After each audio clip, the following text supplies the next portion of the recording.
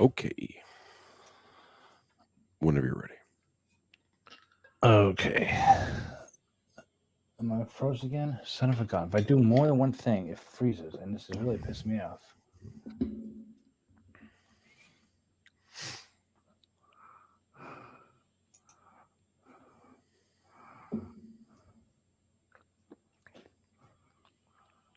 Oh, we're live. We're live, but for the benefit of those watching us, there's nothing going on because my computer is freezing.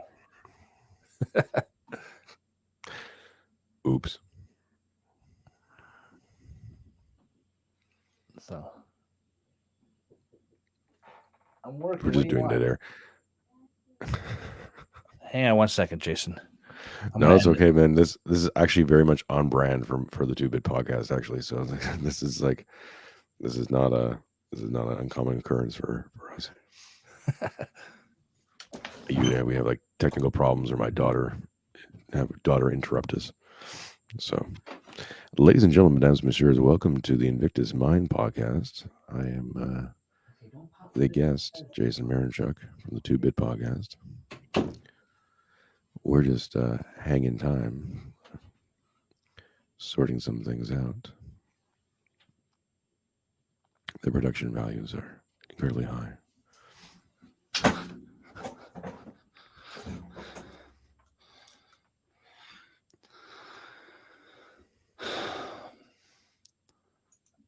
All right, this is not working.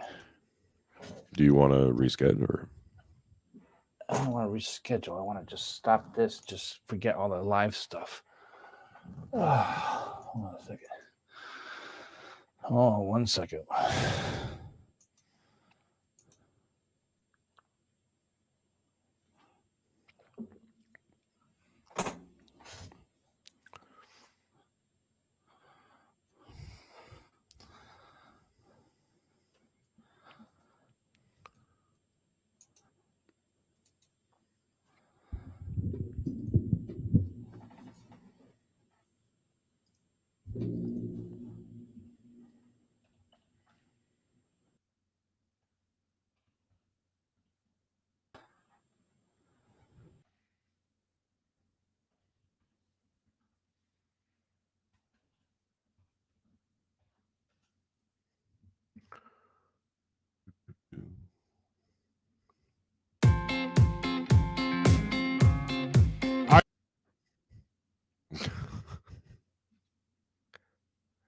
Are you Invictus?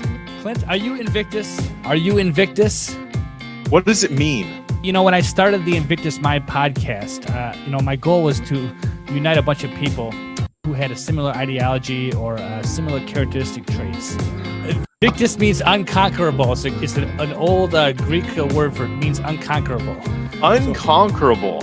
Honestly, just be totally honest, it was a new concept to me. I had to Google it when you sent it to me. But yeah, I do my best. Tell me about what the show. What is your audience looking for? Tell me. This is your first time here. This is the #1 program dedicated to helping individuals maximize their potential and truly become unconquerable.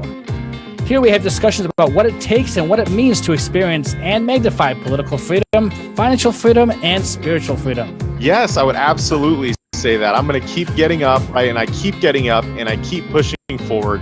And that's the type of mindset that you need to have. I never lose hope. I never lose faith. My mindset has always been, if I want something, I don't give up. So let me tell you what is the #1 issue when it comes to being unconquerable.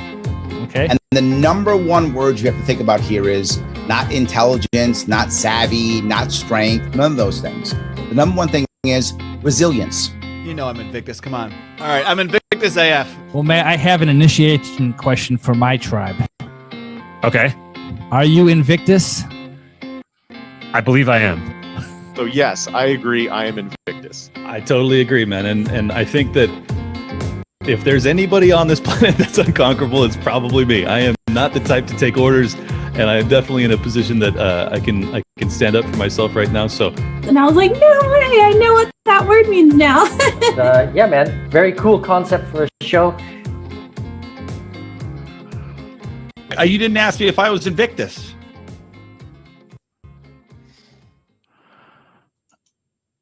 All right. Well, welcome everyone. This is the Invictus Mind podcast with your host, Mike Corbell. We are live now, and if you are one of the very few watching, then you're lucky because I don't know what the hell I'm doing. This is the second time I've gone live. I'm here with Jason from the 2-Bit Podcast. How you doing, Jason? I'm well, sir. Thank you for having me on. I'm good. Thanks for having me on. Congratulations on your 100th episode, by the way. Oh, thank you. Thank you. Well, that was the first live show I did, and it went out without a flaw. This one is giving me some problems, but I'm the fly in all ointments, sir. That's the energy I bring. So, well, Jason, I kept you up all night. When I reached out to you last night just to confirm that we were meeting today, and I didn't know you were just starting your podcast. And it looks like you went a couple hours, and you must have done something all day long. And it's the polar opposite of the world from me right now. So it's almost midnight by where you're at, right? Well, time zones are weird, right? Because I mean, and this is the mental calculus I have to do every time I get guests on. So we started this friend or fed thing, which I'm sure we'll talk about. But doing multi group kind of shows. The first two, I was really trying to like organize things and like figure things out. And now I'm just like, look, we're doing it this time. If you can show up, you show up, and that's it. So like today was my birthday. July Happy 20th. Birthday, by the way. Thank you very much, sir. I turned 45. So yay for me for not dying. And and so far. And so I just took the day off work and decided like, okay, we're going to do this at 9. The kid was going to be out of the house. My wife was going to be out of the house. I'm like, okay, I got at least a few hours. I didn't know how long these were going to go. The Dave Smith one went 5 hours. This one went 3.5. So it's kind of a we'll see what happens. We'll see what conversations will happen. It's a whole new world, right? Whole new world when you go live and you get like 5 or 6 people on there, all with their own mindset and ideologies and stuff, right? Well, you mean you were on the Jordan Peterson one. I was trying to get more people on that, and then just scheduling things didn't happen. One of the nice things that I think, so I'm sure we'll talk about the Dave Smith one because there was a brouhaha, but pissed off all the right people apparently. The one nice fallout from that is that it's been a little bit easier to get people on. The word's kind of getting out, and I think the title of the show, which I think some people have criticized it for being clickbait, which I don't even know what to do with that. But Friend or Fed is just an interesting show concept, and I think it's one of those things that people start saying, and so you start hearing people saying like Friend or Fed, and it kind of gets out there. So it's getting easier to find people who want to come on, which is what I want. I don't want to feel like I'm pressuring anyone. Like I was joking to the guys before the stream. It was like I purposely didn't mention it was my birthday because I didn't want people to feel like they had to come on because of my birthday, and I also didn't want to invite to say that it was my birthday and then no one show up and go, oh, no, I'm boo boo faced. Like, oh, no one showed up for my birthday. Not that I care, but like it's one of those things. Like then all of a sudden I would care. So Well, I'm a little jealous because we were on for an hour with the Jordan B. Peterson thing, and although the reason why we're on now is we kind of extended that in a Twitter battle, even though it wasn't a live broad stream or anything like that. But you had 5 hours with the one, 3.5 hours with the other one, and I only got like 55 minutes. Jason, what the heck? Well, you know what? Honestly, Mike, look. First of all, it's open invitation. You're always invited on. Figure out your life and get on the stream. But second thing is that hey Trey, Trey was on the stream today. Everyone should go follow Trey. He's awesome. The other thing I was going to say was Jordan Peterson. I think is one of the few I think we'll have to revisit. Because we'll get to him. Well, because I think now things have happened that have confirmed my suspicions that yes, he's moving into Fed territory, especially with the "go fix the church" narrative, which is distressing. That's to say the least. Yeah, so Jason, I called you on for a couple of times. Number one, for a couple of reasons, actually. Number one, it was because obviously you reached out to me. It was probably about 6 months now, maybe a little bit more or less. I was on your Fathers and Kings episode, which I appreciate you. And then when I was on the JB Peterson one, I was like, I got to get this guy on my podcast. So obviously the Invictus Mind, we talk about a little bit of everything. So it's not just politics, but as I say, it's political freedom, financial freedom, and spiritual freedom. So at any given time, I'll talk to libertarians, post-libertarians, but I also talk to business people and marketing people and whatnot, because that's a little bit about my background. And so what I usually do on these shows, I feature individuals, although, once in a while I'll have a group talk like I did. But, I've seen you being an up and coming in the podcast world, and particularly because your friend Fed has been so popular. I just wanted to feature you a little bit, Jason. And, I don't know how much you want to share in a live stream here about yourself, but definitely I think that you are another voice of, whatever you want to call it out there, another voice who's making an impact in the world. So I appreciate that about you. Oh, cheers, man. Appreciate that. Yeah, it's a weird thing, right? So we started the podcast, my friend Mark and I, about a year ago. It was right around the time I was starting to get all my stuff together to move from Montreal, Canada, where I'm from, to Western Australia, which is where I'm at now. And maybe I'll tell you more about that. But so I'd been bugging Mark. So here's part of the story. I had started a podcast called 2-Bit Podcast about 5 years ago. Originally, it was about video games and movies and that kind of thing, and then kind of transitioned more into politics. But it was mostly just a solo show. It was just me talking.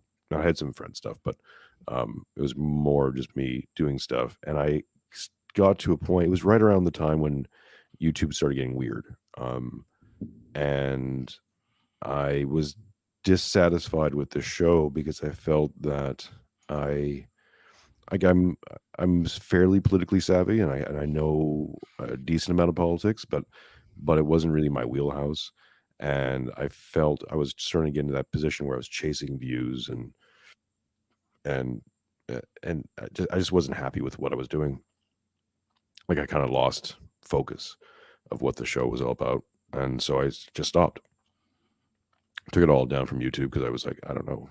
At the time, I was like, things are getting censorious. People are losing their jobs and all that kind of crap. Like, all right. But I was bugging my friend Mark after that for a while, going, well, we should do something because we have good chemistry and we can talk about stuff. And he was kind of dragging his heels. And then COVID happened, and somewhere in the middle, and Mark and I were having these, we call each other up at least once a week and have these hour to 2 hour long conversations about what was going on. And then Mark just kind of out of the blue was like, yeah, we should just do this podcast thing. And that was it. So the podcast really started off as just two guys talking. And I think partly was to remain in contact because he knew, like, I'm moving to the other side of the world. So I think there was a bit of that going on. And then it's just kind of grown from there, where I've reached out to, Matt Erickson, Caleb Brown, yourself, and a few others, and we're having more and more conversations. So it's a weird place to be because you're kind of like coming up with stuff on the fly, like, what are we doing? And I kind of figured out somewhere in the middle of all this is that really my desire, my impetus for doing any of this is to leave something for my daughter, who's 2. There's going to be, on my computer, there's saved all these episodes. So, if I, pass away tomorrow, suddenly she has something of me, right? There's evidence of me and an evolution of me, an evolution of thought, and something that is authentic and sincere. So that kind of keeps me on that path as much as possible. Because what I'm really talking to is not really talking to you or to an audience. I'm really talking to her in some ways. Because I think when one of the things you have as a parent is that you kind of you have all these things in your mind, like I'm going to have these conversations, I'm going to tell you all these things, and like, and then life happens and you don't, Mhm. or you maybe tell half a thing and they're not paying attention, or whatever, right? So this is something that you know hopefully she'll be interested in listening to at some point. If nothing else, then hey, it's the sound of my voice, and as someone who my father figure, my grandfather, who basically raised me, passed away at 12 when I was 12, and I would kill, to hear his voice, to have something of him, like not just a ring or whatever, but something of him, Absolutely, to see yeah. his face. So I Yeah. think that's important, and that's where my mind is with it. So everything else is just kind of gravy. So I'm just interested in having conversations, because I think conversations are good. Um, they help shape uh, personal narratives. I don't have much hope to change the world. That's not my objective. Um, or have a million followers or get famous or rich or anything like that. It's just more like, I want to put me out there as much as possible. Does that make sense? Absolutely. Actually, I share the same sentiment. I started doing podcasts right before COVID. I was listening to Jason Stapleton, and he was like, "You better learn some new skills because the economy is going to change." And I mean, at the time, I guess it was somewhat prophetic because nobody knew that COVID was going to take over the planet, and we were going to be where we were at. So I just started learning new things, and I haven't really stopped. I've taken a couple week at a time breaks because you do get burnt out. Like, oh, who do I talk to? I find myself repeating the same things that 50 other podcasts in my niche were doing. I was like, this is kind of pointless, kind of boring. Who am I? And so I understand what you're saying. But then I was thinking, okay, yeah, my daughter's actually turning 12 this week. And same like you, I wanted to be able to leave something for her. So I think that if nothing else, although I might have a few followers here and there, at least my family will know who I was. So Yeah, and I think that's, and again, everyone's doing their thing for their own reasons, right? I'm working on a piece right now that'll be on my Substack. I, I keep saying tomorrow or next week, but I have a 2-year-old, so, and anyone who has a kid understands. That's shorthand for like, I got no time, or I'm tired all the time. But one of the things I'm talking about is it's kind of the inspiration happened after the Dave Smith thing, Friend or Fed, where when Dave chimed in. So okay, so we did this. Have these episodes called Friend or Fed. The concept of the show is getting people together. We pick a topic, which is usually a prominent online figure. We just did Tucker Carlson. We've done Curtis Yarvin, Jordan Peterson, Dave Smith, and now Tucker Carlson. I think the next one we're going to do is James Lindsay. So we pick a person and we ask the question: is this person a friend or a fed? And we kind of examine their online persona, content, whatever have you. And the definitional terms of friend or fed that we're using: friend would be someone who basically that challenges ideas or narratives, and a fed would be someone who confirms them, right? And again, generally kind of steers people into more status quo, system friendly kind of thought, something that can be used by the system. Whereas a friend would be someone who is someone who's encouraging people to think independently as much as that's possible. So with the Dave Smith stuff, I was inspired to do that show. He was always kind of on the list of possible names. And normally what I do is I kick it up to Twitter and just say, vote on whoever. I put up IDW and a few other people as well. With Dave, though, I decided after I'd heard him talk about his stance on abortion, which is he was personally against it, but I thought the libertarian perspective should be more or less ambivalent. I decided, okay, we need to talk about this, especially the LPMC and all that stuff, because my personal opinion, and guys, you can go watch the show.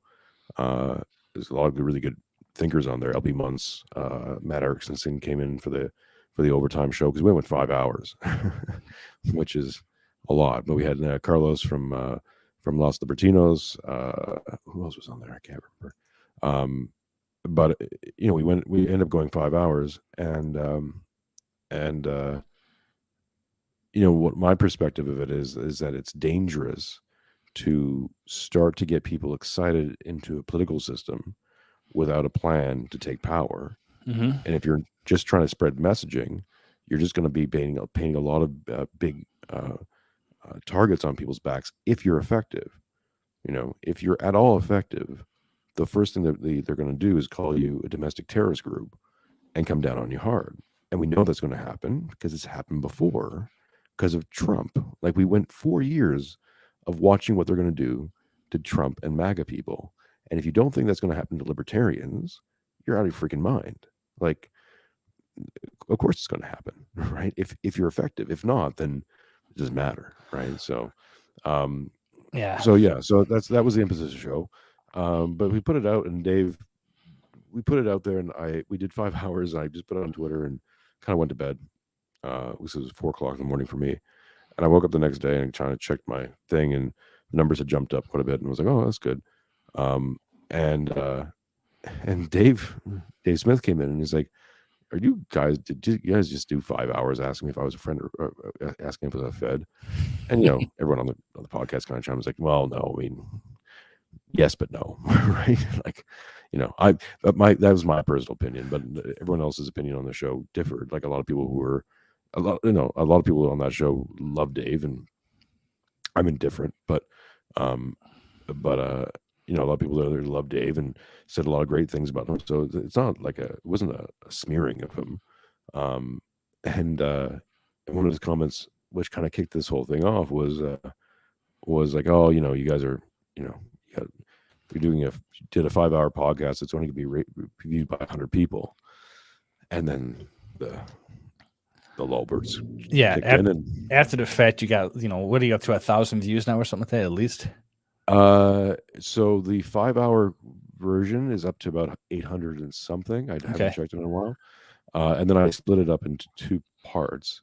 And if you add up the 2 parts and the 5-hour main, yeah, it's over. Like, I think it's 12. It's like around 1,200 views or something like that. So ridiculous, but but it was effective. You said a couple of things there that. What's up, Caleb? Oh, hey, you're talking to everybody here. Sorry. So you said a couple of things I think that were important. You talked about being effective. Now, my wife, she's a very private person, so she's never going to be on Twitter or Facebook or any of that kind of stuff, but she's aware of the things that I do. And she's always telling me that I'm putting too much stuff on Twitter, and, I ought to, shut my mouth. And I'm like, I'm not a threat to anybody. I mean, I have a handful of followers. You say effective. It's like, okay, well, if I get thousands or hundreds of thousands of followers, then sure, maybe I might think about what I want to say, but then I just don't care. On the political side, I'm not even interested. I've shied away from my political commentary as much as I have because I just don't keep up with the news. I don't really care about what's happening. I got my family to take care of. I've got my life to live. I have my own thoughts and ideologies, and they've shifted over the last couple 2.5 years like everyone else has, but whether or not people call me a thought leader or not, I just don't care. I just I do this because I want to. Yeah, I mean, so let's talk about numbers, because the piece I'm writing is called the humble meta, which I'm starting to see happen more and more, specifically in my particular little group, which I think you're part of, or at least you're on the periphery of.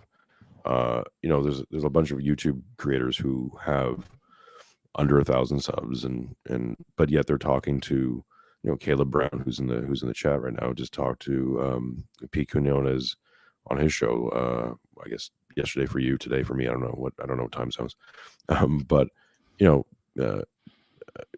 Caleb, who, if you haven't checked his stuff out, you should. Caleb's amazing.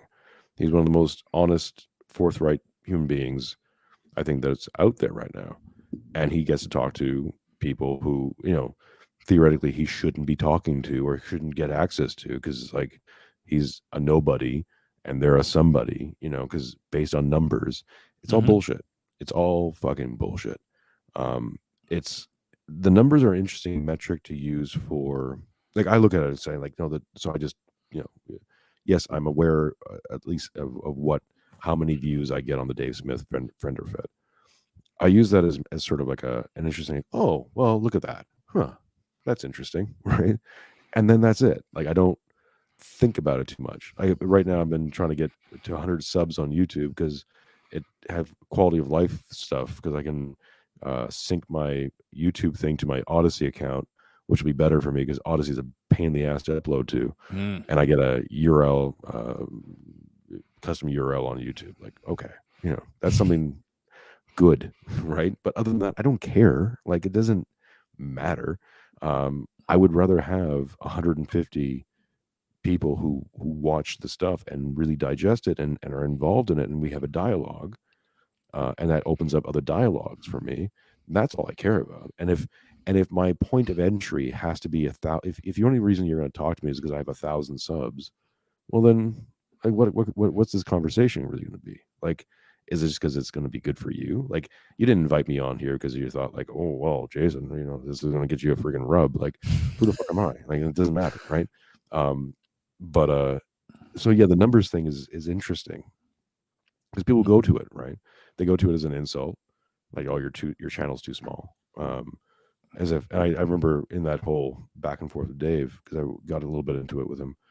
I was like, well, what's the number of subs I need in order to have a conversation about you in less than glowy terms? And in terms of doing 5 hours, it's like, well, I'm sure if you went on Joe Rogan and Joe just let you do 5 hours, you'd be happy with it. Like, you wouldn't think of anything was weird about it. Like, we did 5 hours, and basically 3 hours of it was just us talking about politics and strategy and philosophy and all the rest of it. So, anyways, it's a weird thing, right? It's a weird thing to have people go to your numbers as pejorative when it's like, that's the least thing I care about. Like, if you want to hurt my feelings, tell me I stutter. Like, tell me that I look like shit. Like, tell me like, tell me that I'm stupid, like, or I got something wrong. That would actually hurt I'd have to go back and think about things like, oh, did I misspeak? Did I do that wrong? Like, that's the thing that goes on my mind. Freaking numbers, I don't care. Like, it doesn't matter. Whatever. But it's because I mean, honestly, when I'm gone, are they really going to remember, like, well, he had some very decent numbers on YouTube that year. Like, he really had a really good presence on that platform for a good 6 months. Like, that was something to go, to remark about. Like, it doesn't matter. Well, my philosophy is that if you're worth people checking out, they'll find you eventually. I mean, obviously, you always got to do your marketing and whatnot, but like you said, it's more about the ideology. And I want to mention that the Peterson broadcast that we did a couple weeks ago, because it carried over into a Twitter battle, and we started about I think it was last week. We had a Cyprian put something up on Twitter about Jordan Peterson's calling out the churches. And I got to be honest, Jason, I am not an Orthodox. I think it's kind of weird. I don't know if that's the right word, but it's interesting to me regardless, is that Orthodoxy has kind of gotten a revival over the last year and a half. And particularly because I noticed there was a meme that went out yesterday. Somebody was referencing the fact that like 105 years ago, Tsar Nicholas and his family was killed in the Bolshevik Revolution. I don't know if you saw that one or not. And they're like, well, why would a normal person put this on Twitter? That's very demonic. And it made me start thinking, okay, well, I don't know if demonic might be it, but why is the Eastern Orthodox Church kind of having a revival among influencers just prior to a major conflict with Russia? And I don't know if there's anything in common there, or if it's just coincidence or what it is. But that meme really made me think about that, because I've been a Mormon for 20 years now, and I believe what I believe, and there's some dramatic differences between my faith and Orthodoxy. But I really am interested in learning about Orthodoxy, because I think that some of the people who are catching on to this wave are making it more popular. So I'm hearing more about it. Orthodoxy is Christianity. Mm-hmm. To just full stop. There was one full church from the apostles, that was the Orthodox Church. So if you're a Christian, you are the inheritor of the Orthodox Church. That's one way to look at it. Now, okay. So before we get into this conversation, let me just put this out here. I am not an expert. I was 32 years an atheist. And I'll get into my personal story first, and then we'll do this whole thing, just so everyone's clear about this. Because when we're talking about these things, I'm always very, very careful and very aware that I know this much. Like, I know nothing, right? So do not take me as an expert. I may speak things that are wrong here, or I'm going to try to keep my, especially when we're talking about Jordan Peterson in that video, I'm going to try to keep my focus very, very narrow, because I'm very, very new to all this stuff. But I can certainly speak to certain things that I do understand. So, my mother and father divorced when I was very, very young. I was raised by my mother's family, primarily by my grandfather and my grandmother, because my mother was working shift work, so my grandfather became my surrogate father. My grandfather was Ukrainian Polish, hence the last name, which is Ukrainian name. Miron, by the way, is a saint in the Orthodox Church. He was a thrice dead saint. Killed, kept getting killed, kept getting knocked down, kept getting back up. It's very apropos. So sounds Invictus, by the way. Very Invictus, absolutely. So I was raised outside of the church, but I was never really highly religious, but I certainly did believe in God, and I had read the Bible, and I was on board. My grandfather died of a very painful, lengthy cancer bout between the ages of 11 and 12, and I had done a lot of praying at that time to try to save him, and obviously didn't happen. And I turned from God at that point out of anger and resentment. So, but long before I understood what atheism was, and as I got older, I started encountering that, and I was like, oh yeah, well, that's what I am. Fuck God. That doesn't exist. It's all make believe stories. And I did that for basically 32 years. Then I had my daughter. So a few things happened. When my wife knew she was pregnant, I fell off. I was working at a bar at the time as a bartender manager. I fell off the bar hanging Christmas decorations. This is symbolically very true, very, very telling. I fell off the bar, fell backwards, put my hand through a few bottles in the back bar. This hand here, almost sliced my thumb off. Long story. I now have movement, but I have no feeling in my hand. So that happened, and then COVID happened, and then my daughter was born. So I was out of work, collecting disability, unsure of my future, because my 25 years in the service industry had kind of just gone out the window. Not only that, I mean, COVID shut down everything, so it wasn't like you're looking at that vulnerability. And it was in October of 2020, and I just started having this series of just, I was starting to cry all the time, and I'm not a crier. Like, my emotional range is general annoyance and anger. Like, I'm just kind of generally annoyed, and then I get angry. Like, that's basically it. So I started crying all the time, and I got to a point where I essentially cried out. I kind of internally cried out, and said, what can I do? And I felt the voice of the Lord speak through me, and the message was to bear witness and testify. And that came out of me. Like, and again, anyone listening to this, you may think, well, you're not really an atheist. And so I'm like, no, I was full in. Yeah. So to have that thought and that voice come through me was something that was not from me. Like, that's not just self-generated. So yeah, then that happened. So I had that sort of a spiritual awakening, which I don't recommend. If you can avoid that, do, because it's not pleasant. You get confronted with a bunch of you realize that your whole life, your reality, your sense of reality was wrong. That you're wrong about everything, like not just some facts and figures, like reality itself. Like your whole foundation of reality is screwed up. So so you do that, you go through that, and then you go through the massive amount of shame that comes with it. And I came out the other side and basically adopted the Orthodox Church. Now, my reasoning for that is that it was a religion of my grandfather, so it's very personal to me. It's not, I've heard a lot of people do, you know, arguments between the Roman Catholics and the Orthodoxy and stuff. I stay out of it because it's not what drew me to the church in the first place. It wasn't because of the Orthodoxy.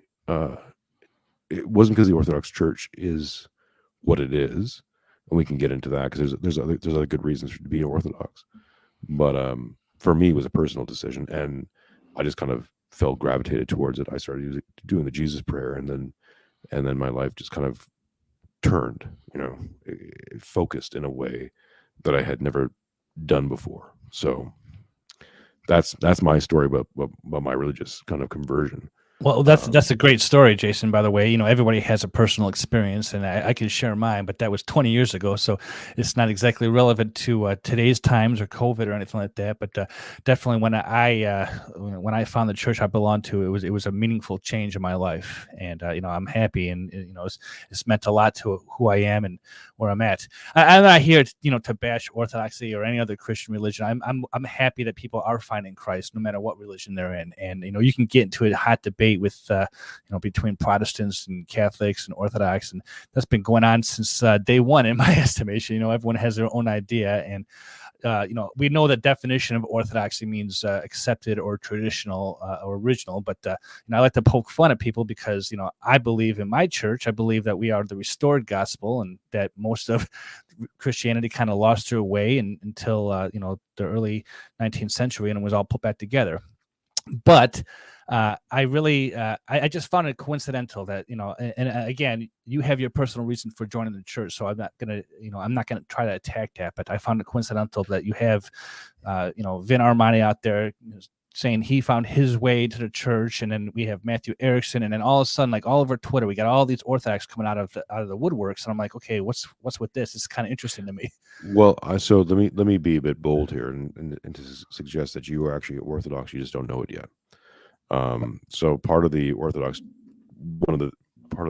teaching is that when you die, you come to God, and you're basically given a choice, essentially, to be in God's love or to be without it. So the Orthodox conception of hell is very interesting. It's not some place you go to. It's you are bathed in God's love when you pass on to the next realm. When you enter the kingdom of heaven, you're bathed in God's love. If you're accepting of it, if you've lived a life that is accepting of it, you will accept it as a warm, loving embrace. If you lived a life that is rejecting of it, you will burn from that love. Like that love will burn you. That's the kind of fires of hell thing. It's not actually you go to Hades and burn in a lake of fire. You will burn in God's love, or let's say because you can't accept it, right? So much of the Orthodox faith, and this is kind of what galvanizes me with Orthodoxy. And again, I'm a neophyte, just putting it out there, right? But what I think the Orthodox tradition does better than any other faith that I know of. And as an atheist, by the way, it wasn't like I was an atheist, anti-theist, and just like kind of rejected things. I did the reading, like I read Buddhism, I read the Quran, I've read other things, mostly to attack it, but I'm not some jackass who just didn't do the reading. The Orthodox Church is probably the best church for understanding suffering and sacrifice, because most of the rituals are all based around that principle of understanding that God's love includes suffering, which is a heavy thing to figure out, and sacrifice, which we practice. We do fasting. The standard Orthodox fasting is on Wednesdays and Fridays. Mm-hmm. and it's basically just you don't eat meat, you don't eat dairy, you don't eat oil, you don't drink. I'm breaking my fast, by the way. For anyone, I'm not terribly good at. I said when I made the conversion, I was like, I would rather be a kind of crappy Orthodox practitioner than a good atheist, and that was kind of like one of the mental breaks from it, because being a good atheist doesn't lead to anything. Being even a kind of a meh Orthodox person they can at least point you towards meaning and something more divine. But yeah, so we practice fasting, and fasting is in a sense ritualized suffering, Mm-hmm. because you're abstaining from something, something that you might want, something you can have. It's in your fridge. It's not you can't have it. It's there, but you abstain from it, and it's that ritualization of suffering that I think is underappreciated and unknown in the West. But if you go to the East, and again, I was raised within a fabric of Eastern Europeans. Eastern Europeans understand suffering. Like, they understand suffering on a conceptual basis that I don't think most Westerners do. And I'm very, very grateful to have that kind of. I mean, not that I suffered much as a child, but because I grew up in Montreal, Canada, I was an only child. I was spoiled, basically. Mm-hmm. But I listened. I knew the stories. I knew what people went through, and what people went through starvation, and what that felt, and where they came from. Like, you if you absorb that stuff, you understand that there's people out there who lived in a reality that you have no concept of, and you should either respect it or shut the fuck up. Sorry, I just swear on your podcast, but No, it's fine. It's fine. So I'm laughing over here because in the comments we have Junior Coltrane saying that I should talk a little bit more than you are, but I'm featuring you, so I'm letting you share whatever thoughts you have. I'm not, I was taught. Who is this Junior guy? Who's just because I've been glancing over. Junior, do you want attention? Here's your attention. Here's your 15 minutes, man. There you go. Take it. You want to take the bow? Take a bow. It's okay. It's fine. The adults are talking though, so just go to the kids' table and wait it out for a bit. We'll get back to you though. We'll get you a treat. All right. I'm sure he's a good guy. He's been listening to this show for quite some time, so I'm sure he's either following you or following me. I don't know who he is, but I appreciate watching this show anyway. So I'm just kind of rambling here, but so obviously there are some doctrinal differences between Orthodoxy and Mormonism, and I'm not gonna sit there and hash them all out right now. You have your testimony, and I'm happy for that, because I'd rather have you have a testimony of Jesus Christ than have no testimony. And when I listen to people like Matt Erickson and I listen to Vin Armani, it makes my testimony of my own faith stronger, because I want to just declare this as I can in the show. You mentioned that I'm an Orthodox without knowing it, and that might be your sentiment. I believe I'm a Christian. I'm a follower of Jesus Christ. Whether or not I follow the Orthodox faith is a different story. We have doctrinal differences, but I think I want to relate to this, that most people think Mormonism is something that it's not. And I've heard the word cult used before. I've heard the word fake Jesus or things of that nature. And I just blow the magic underpants kind of screws with you guys a little bit. Right. And there's a lot. I'm not here again to hash it all out, but I wanted to bring this back to an idea that I heard Matt Erickson and Adam Patrick talk about. It's this idea called phrenology. Mm-hmm. Okay, so there's the Western view and there's the Eastern view. Okay, and I'm going to tie this to the Enlightenment, because this all kind of falls into the same thought process that I've been having. I heard Pete Quinona start talking about being against the Enlightenment like a year and a half ago, and classical liberalism is the reason why everything is all screwed up in the West right now. And that may be the case or may not be the case. But what we saw from the Enlightenment, obviously, you go back to Christianity, you go back to, the Reformation and Martin Luther and Calvinism, and all the Protestant religions kind of broke away, went to America, and that kind of formed a Western phrenology thought process, while the Eastern Orthodox kind of had their own worldview. Well, what I'm going to say is that Mormonism kind of takes the West and takes the East and brings them together. So there's an equal balance there. So we're not Protestant. We're not completely Westernized, although in our religion, we do believe in democratization of the priesthood, which is a little different concept. That's a more of Western value. But there's a lot of things about suffering, about fasting, about, the difference between the, it's not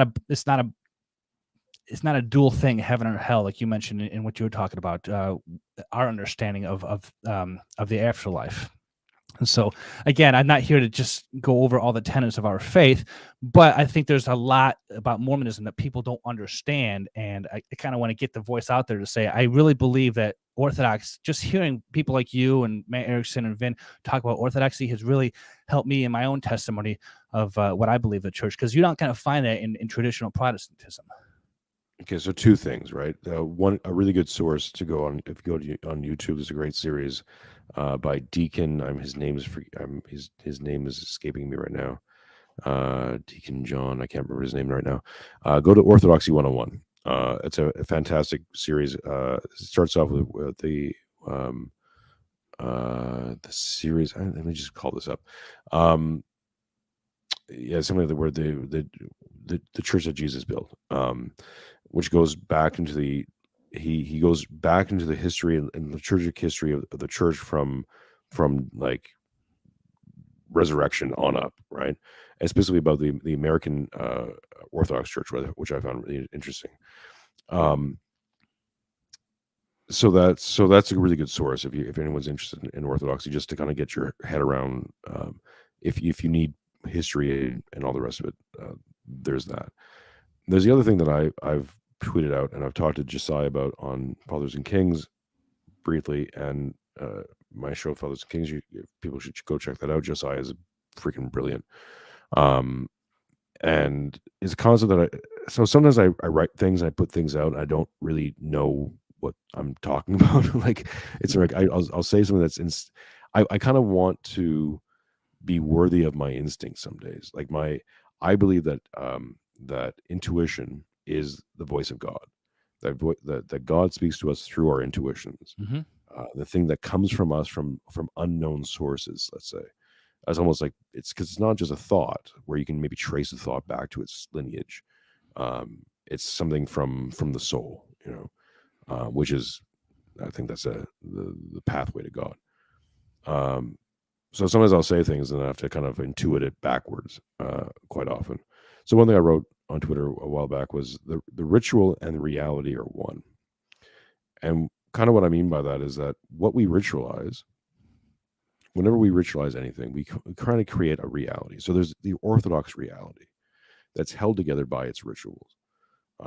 And those rituals inform the Orthodox reality. And I live in that reality. So Matt Erickson once said, and I think he was echoing someone else saying this, but I'll echo the echo, which is saying that I'm trying to get into an Orthodox framework where my politics are Orthodox, my worldview is Orthodox, my life is Orthodox.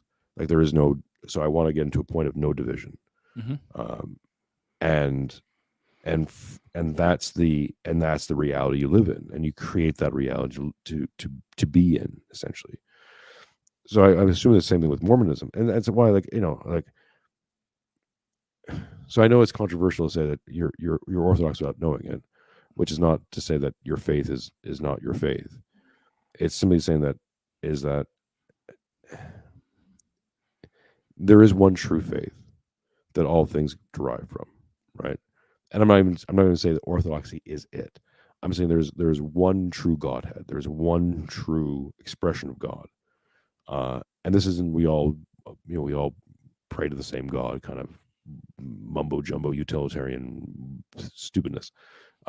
It's that, and it's also to get to the Jordan Peterson conversation. It's like I don't think everyone should be involved in religion. I think religion should be for certain people and shouldn't be for other people. Like you should live by the confines of the ritual, whatever prevailing religion you live under. If you're in Russia, it's going to be the Russian Orthodox Church. If you're in Greece, it's going to be the Greek Orthodox Church. If you're in Utah, it's Mormonism. Fine, comport yourself adequately, whether or not you believe or not. But don't get involved unless you believe, unless you're willing to submit, unless you're willing to undergo that transformation. Don't do it, because you're fucking around with spirits, and don't screw with spirits. Like, that's my. I responded to a post on Twitter about someone talking about psychedelics. Yeah. There's one guy I actually want to get get on the podcast and talk about it. We talked about this, I think. Yeah, you chimed in on this one as well. I mentioned a little bit, yes. Yeah. And it's like, don't, from my perspective, one of the transformative things, if you listen to Lord of Spirits, the podcast, Lord of Spirits, and one of the things you kind of get around your head is that God is a Lord of Spirits. So he's like he's at the top of the hierarchy for a bunch of spirits, but there's lots of spirits out there. Mm-hmm. And you don't want to go messing with spirits, unless you have a guide, unless you're trained, unless you're prepared for it. Don't go freelancing because bad things happen. Psychotic. I think psychotic breaks and all the rest of it is when we talk about demonic possession. That's that, right? You open the doorway to being invaded by nefarious forces that will lead you to your own destruction. And I mean, just if you want proof, look out your window. Well, I think that's why I really have been paying attention to some of the influencers out there talking about, demons and whatnot, because we definitely have that in our faith. And there's a whole section of our scripture that talks about demonic possession. There's a whole section of, how to identify what a good spirit and an evil spirit is. And you don't find, I was raised a Lutheran. And so I later in life, I became a Mormon just because it worked for me, and for various other reasons.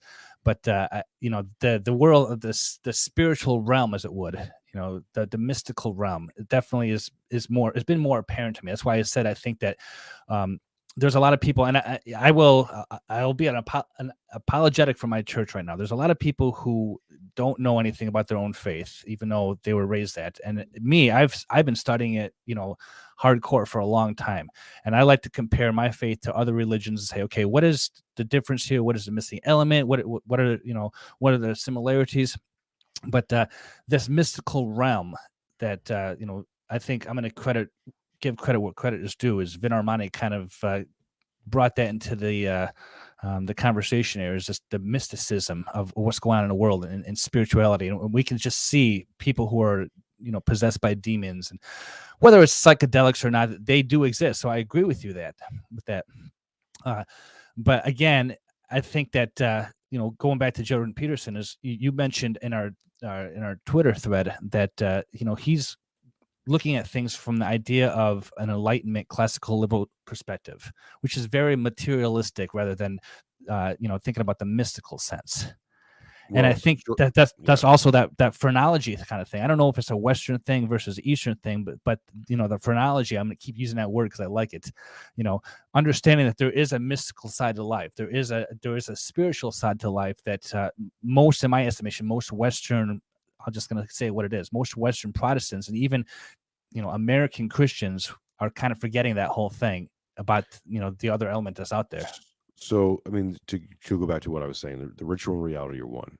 So when you perform the rituals, you're creating a reality. You're living in that reality, and that reality has to be absolute. The problem with Jordan Peterson and what his video was is like a call to action to go in to fix the church. And I mean, I don't even know where to start with that. We'll get there. Are you under time constraint? Because we can go an hour and a half on this. No, I'll go as long as you want. You're the one that stayed up all day. So, because I know I have a lot to say about this. As someone who, so I just shared my life story in brief. As someone who came to the church basically on my knees, like someone who got submitted by God.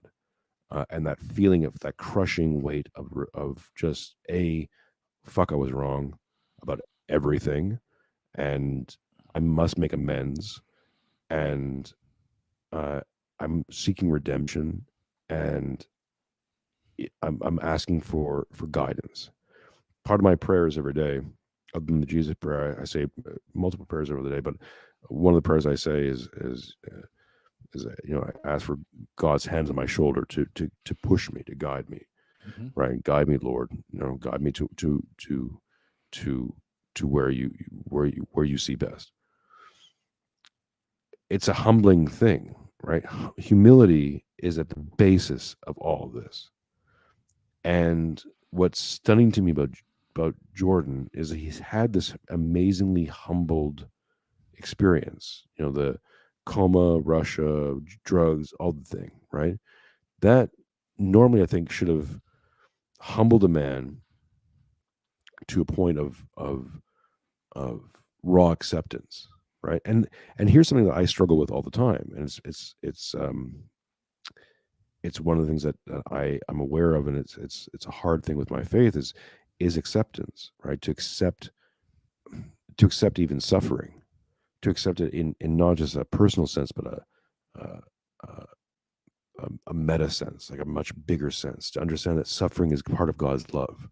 We can say that, but to live it, to understand it on a visceral lived level is very difficult. And to accept all the things that are happening and saying this is just part of God's plan. You can't say the things like God's plan and then go, well, we're going to fix this. It's like, well, no. who are you? Like, stop. Like, you're not that important. So to get to the Jordan Peterson thing more exactly, there's a few things happening that I think are very troubling.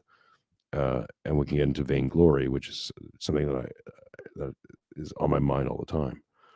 It's vainglorious to say that someone who's outside the church can go into the church, any church, right, any Christian church in this sense, and fix it at the ground level.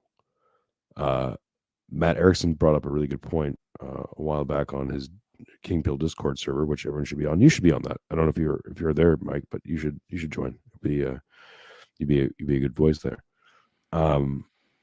But he said that the idea of the hierarchy is that you have to obey your level of the hierarchy.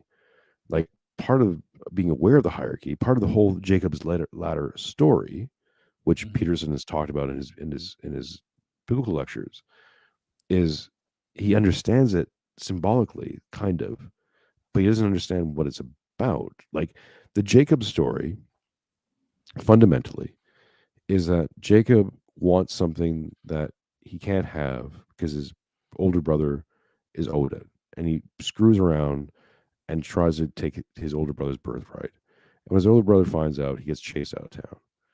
Then he has a moment in the desert where he sees the Jacob's ladder, the famous Jacob's ladder, where the angels ascending and descending out of heaven, and understanding sort of the symbology of the hierarchy.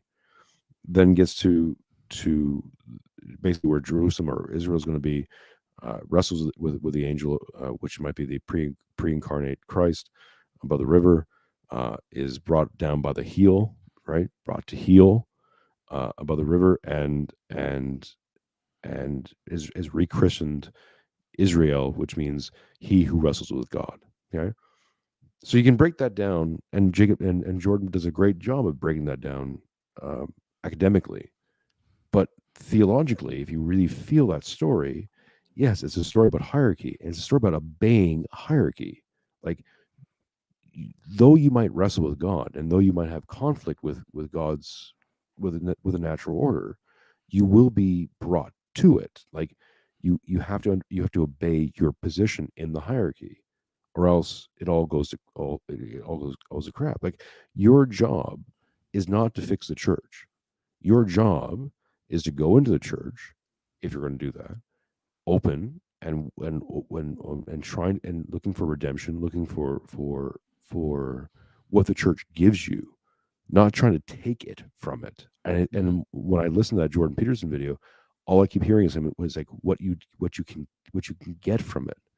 The church doesn't give you something you can get from it. The church exists in a different kind of realm from that. It's not what you can get; it's what you can give and then receive. It's a different perspective altogether. Does that make sense? Sure. Right. So I like the way you mentioned Erickson said that the hierarchy thing, and I think you're right about that. We see in my faith we have a hierarchy, although it's not about having power over another. The priesthood does have a hierarchy, but it's about using the authorization of the Lord to grant blessings to people and having order to the kingdom of God. And so, people at the bottom shouldn't be talking about, okay, well, we're led by the president of our church. We call him a prophet. We shouldn't be complaining that the prophet is wrong about this. It's not our job to fix them. The same as I think Erickson said that, a run-of-the-mill Catholic can't be sitting there talking about how the Pope needs to change things because it's not his station in life. It's not his it's really not his place. So we all have stewardship over a certain realm. Like I have stewardship over my family, right? I have a calling in my church where I have stewardship over an elders quorum, but I don't have stewardship over the men and the women's group. I don't have stewardship over the entire stake, which is like a diocese in the Christian faith. So there's different levels of hierarchy, different levels of structure there. But so Peterson, being an outsider of the church, I see what you're saying. He shouldn't be telling the church what to do. However, I think he's right in many ways. I'm not just saying the church, being Orthodox or being Mormon or anything like that, but especially from my observation, the church is, which is where I think this whole thing started, that Cyprian said that there's not more than one church, there's only one true church. I'm going to put that to the side for a second. Churches themselves, you drive down the street and you see the rainbow flags and you see all this wokeism messages on their marquees. It's like, okay, that's not really what the gospel's about. So there's something going on there. At the same time, there's people not going to church. So what is going on there? Why are they not resonating with the message that the churches are supposed to help people come to? We started this conversation talking about numbers, right? The numbers people. Mm-hmm. And I think there's this idea that the church needs to recruit people. Like you need to have packed full churches full of people, and that's going to change things somehow, magically, whizzle wazzle. If you have 1 million people, suddenly the message is going to get to 1 million people, and they're all going to. This is the Dave Smith libertarian problem that I have a problem with. It's like you spread the message, okay, well, to who? What are they going to do with it? So there's a Nicene Creed. Do you know the Nicene Creed?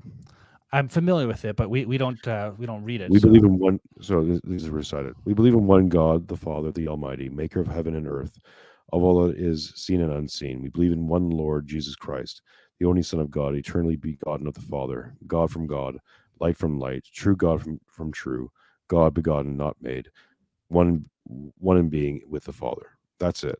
That's Christianity. Okay, that's the Christian code. That and keeping the covenant. Ancient Jews were told to keep the covenant in a box, bind it to your forehead, bind it to your body, right? Recite the covenant, learn the covenant, and keep the covenant. Why? Because if you don't, bad things happen. Sodom and Gomorrah didn't keep the covenant, destroyed. Like examples upon examples upon examples upon examples. David, was keeping the covenant, then broke the covenant. His kingdom crumbled. Yeah, it was. He was a forebearer to Solomon, who was the purveyor of the ark. We go through the whole Bible that way, but that's it. Nicene Creed is Christianity. I have a problem with this in this respect. The Nicene Creed was adopted in 325 AD. And I'm gonna go back. I'm gonna push back against your thought here that Orthodoxy is the true church, or everyone's an Orthodox, because in my understanding of history, Orthodoxy obviously split off from Catholicism in 1054 AD. Okay. Well, Catholicism broke from Christianity because however you want to say that, but 300 years after the time of Christ till the Nicene Creed was adopted, there was competing religions. Okay, so you can bring. I'm not even trying to say one is better than the other. There was the apostolic faith.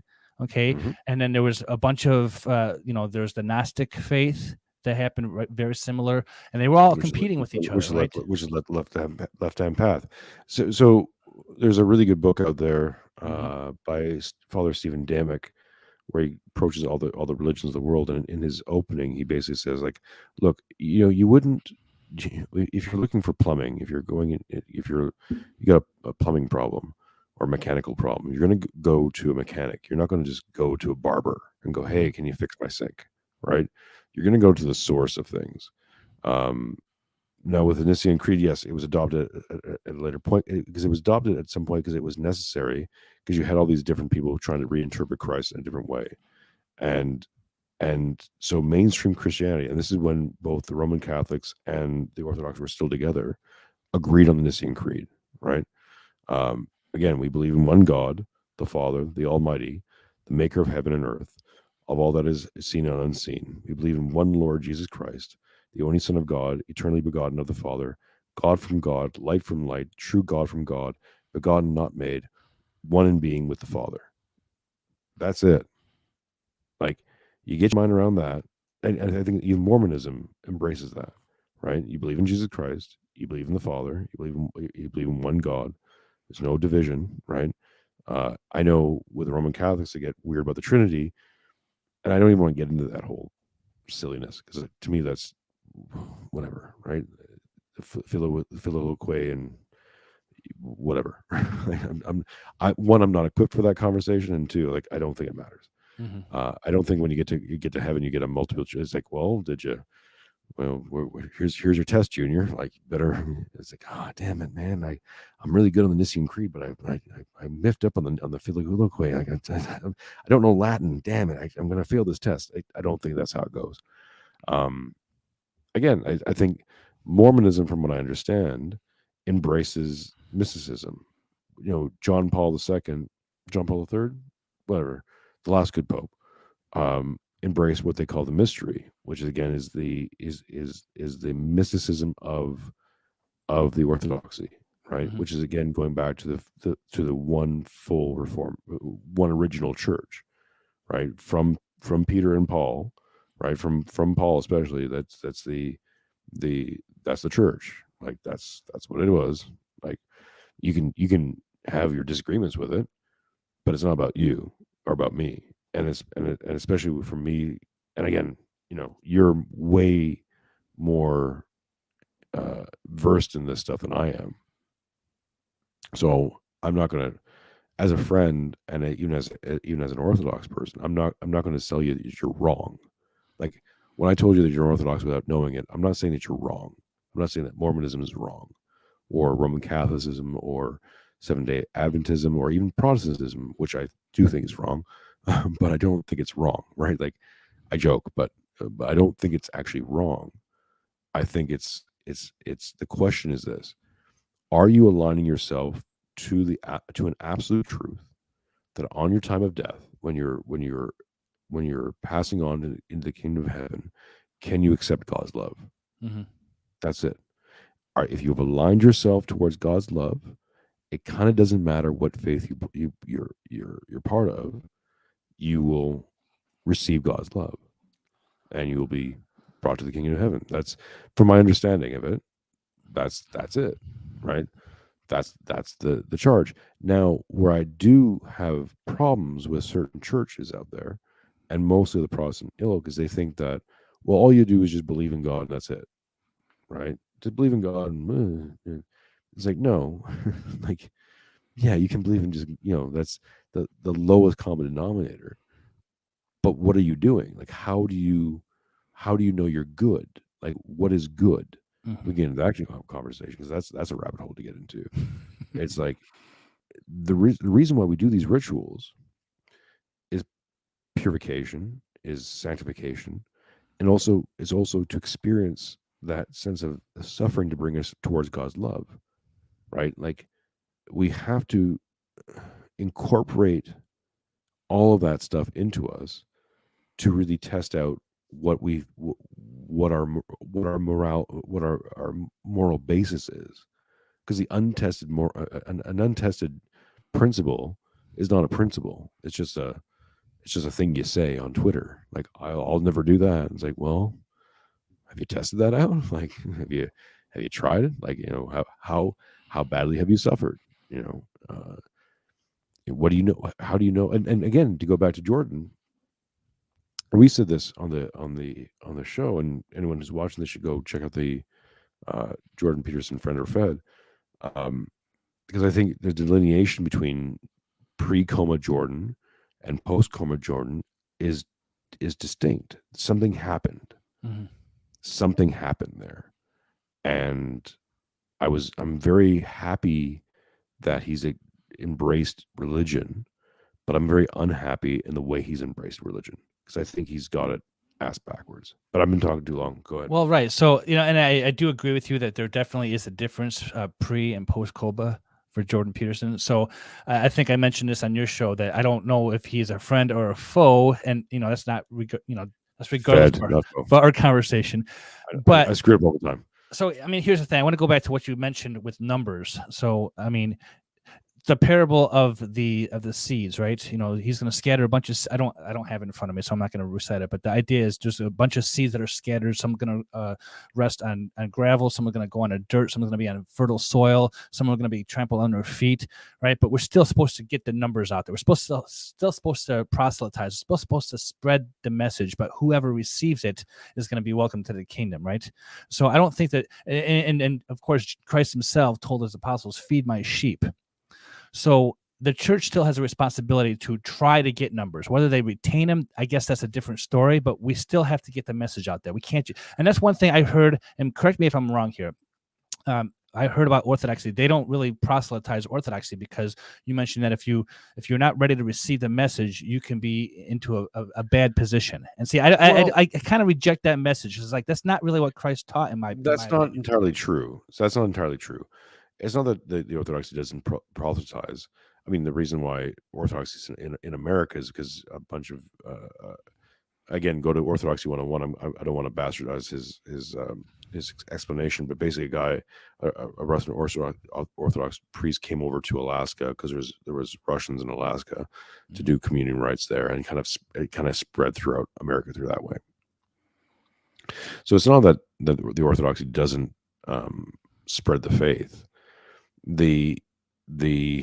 And again, I'm just talking as a junior member of the faith. Well, we're neither one of us are theologians or scholars, so you can accept that. Yeah, so. but I think it's. I just want to repeat that because I don't want people getting these wrong ideas and then getting to heresy the wrong way through me. Like, that's not my intention.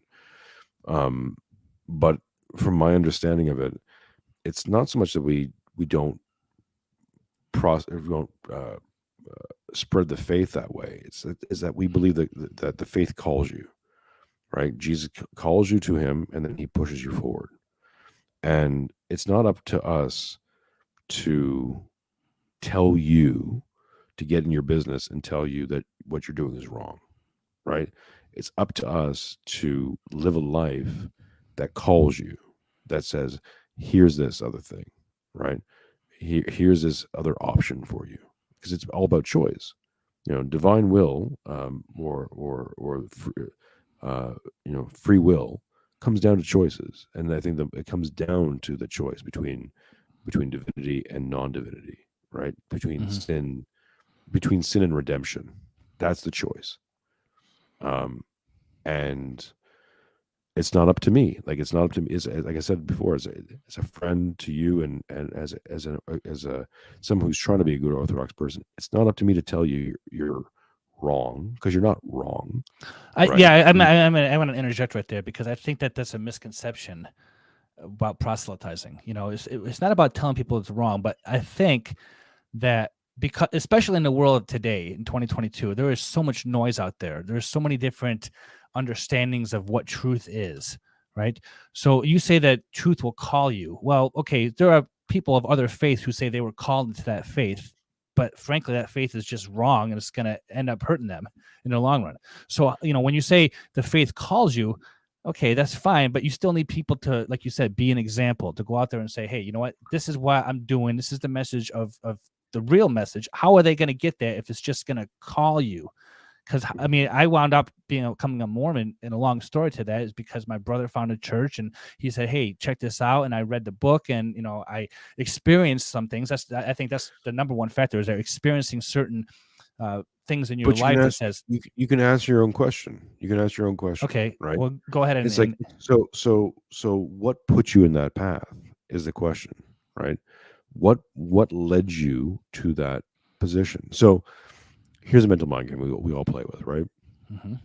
we all do this thing that's like, well, you know, if I could go back in time, I would change this or that. You know, that would be better. The outcome would be better. You have this idea of what better is, which is also BS. Because you don't know what better is, anyways. This is, and this. I'll get into Gerard in a second, which is like my kind of touchstone recently, because you don't know what you want. You have no concept of what you want. Everything that you want has been modeled by someone else. So your concept of even your concept of free will, to a certain extent, is limited. But this idea that you can go back and change anything, because if you could edit your life, what you don't understand is that if you edit one thing, you don't get all the other things, right? So it's like I love my wife and my child.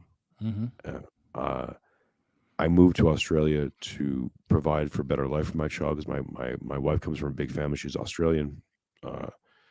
I realized that during COVID that my ass was in the wind.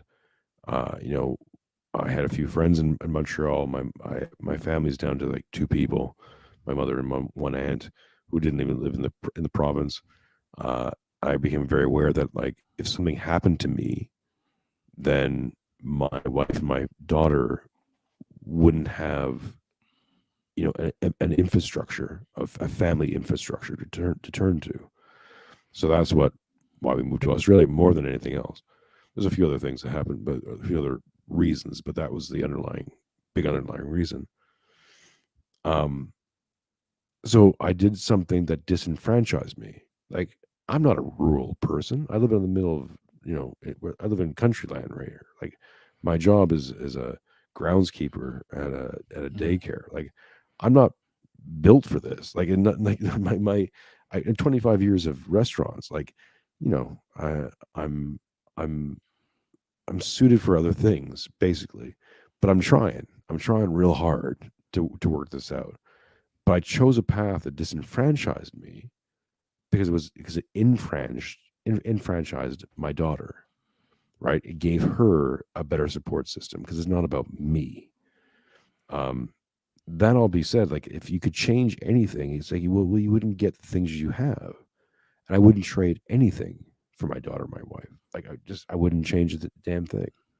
I go through all the same things and go through all the same problems and go through all the same sufferings every single time to get this result, because this result is what I love and I cherish. It's the same thing with the idea of suffering. So again, everyone's brought to their faith, even with Islam and Muslims and Buddhism. Everyone's brought to their faith for certain reasons. The question really is this: did you choose it, or was it chosen for you?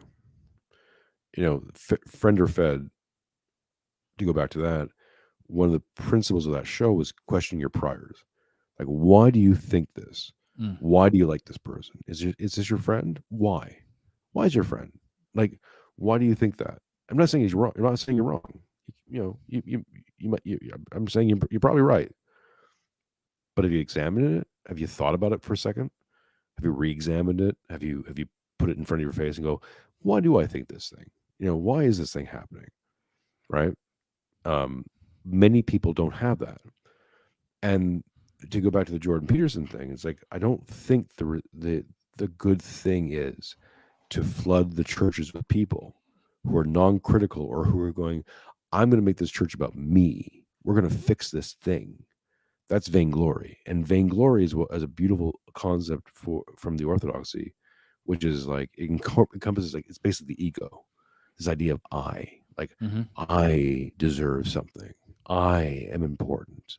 Father Turbo on Cyprian's show, The Royal Path, talks about, it was a mind-blowing, when he said it, I was like, oh, it clicked completely for me, that depression is actually vainglorious, because the what's behind depression is like, this shouldn't be happening to me. You know, I shouldn't be going through this. It's like, who are you? Who are you to say anything? Of course you should be going through this. Suffer. Suffer a little, you a little wingnut. Like Right. suffer beautifully. Suffer until you're brought to the grace of God. Right. So if your faith isn't bringing you to God, if it isn't like literally, honestly, and I can't answer for anyone else, right? I can't answer for you or for anyone else, and I don't want to, right? If it brings you to your knees in true submission to the truth and the beauty of Christ and our Lord and Savior and of God, then that's true for you. Do that.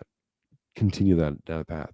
If it doesn't, if it's some sort of like, well, we're going to remake society and we're going to, play loose with the rules, and then that's not a faith. That's just, I don't know what that is. That's just like a communal group. I don't know. I think I agree with you in most of what you're saying right there. Obviously, like I said, my testimony is that I was brought to my religion because of circumstances in my life.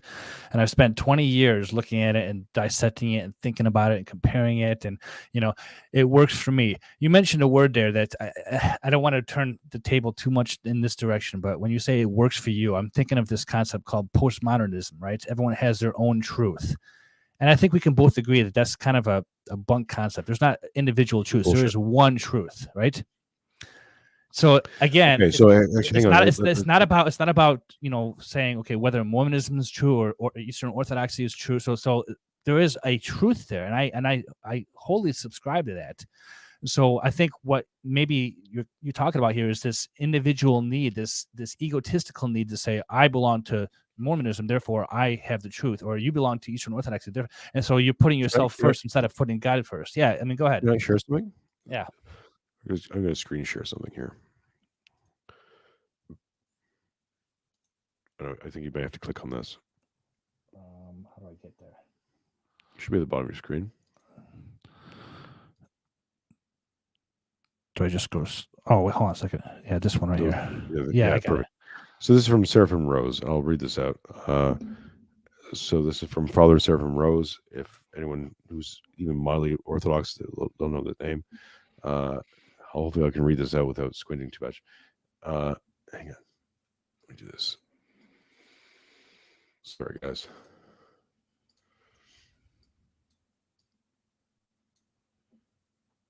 Is that screw? Okay. Okay, so in living an Orthodox life, think that we can be cold and hard and content and incorrect and still be Christians. Being correct in the external side of sorry, I can't even read this. Sorry, it's up there. Check out the quote. I can't really read this because I need bifocals. What he's basically saying, the quote is basically saying, is that being correct is not the big thing about being Christian. Like being correct is part of being Orthodox and part of being Christian, but it's not the big thing. The big thing is about having an open and warm heart that you must be carrying. That it must be kindness that leads you. If it's not, then what are you doing? Like it's if you can approach it all. And this is how I feel about most theological arguments. And this is kind of what speaks back to the Jordan Peterson thing, is that if you think this is about being right, you're wrong. It's not about being right. It's not about, having a crudgel, and it's not what the church is going to give to you or what you can get from it. It's again, it's submission to the faith, to the absolute truth. And to you brought up, the truth. I think there's the truth and a truth. I think there's a delineation between the two things we can make, where we can speak of a truth or a truths, right? There's many truths out there that don't have anything to do with the truth. It's just topical. We can talk about the truth about COVID or statistics about gun violence or whatever, right? Those are all truths, but it doesn't speak to the truth. So you can kind of start to eliminate all that nonsense as you get towards the truth. And what's great about it is, and I've seen this happen to me in conversations where I hear people just start spouting nonsense, and before I would react and be like, no, just this thing, that thing, and I just sit back and I'm like, yeah, whatever. Like, it's fine. You're not even having a conversation that speaks to me anymore. Like, we can argue about the stats all day, or I can just align myself, or I can just cross myself and say the Jesus prayer and get aligned to God, and I'm good. All your nonsense and all your petty novel crap is going to go away, but the kingdom of God is eternal. So it's like you kind of align yourself to that. Which again, with that video is like what I'm concerned about, because he has a presence, and obviously the sons of Peterson are listening and are going to maybe go out and try to fix churches. And it's like, man, you got to first observe where you're at. Be appreciative of your low level. If you're going to church right now from a atheist standpoint, or from someone who's been out of the church since you're a kid, don't try fixing anything. Like, try to accept things. Try to gain acceptance, and then through your acceptance and through your love and through your commitment to your point, your place in the hierarchy, you'll fix things up higher up as you become more worthy. Like, the NRX crowd talks about coming of a Caesar, or a great man, a great leader. And these are all great ideas to have, but we have to become worthy of that great leader. Like, if that great leader comes and we're not worthy, does it matter? Like, is that great leader going to be all that great? Like, we need to be in a position to accept it. It's a hard one. It's not an easy concept to get your head around. I struggle with it all the time. I don't want to sit here in a seat of judgment, because like I struggle with this every damn day. But that's why I just say the Jesus prayer, say my prayers, break my fast, screw up all the time. Sure. Yeah. There's I don't know if I want to call it a joke, because it's not really written down anywhere, but there's a saying that in Mormonism that there's only 5 things you need to do to get to heaven, and everything else is just gravy.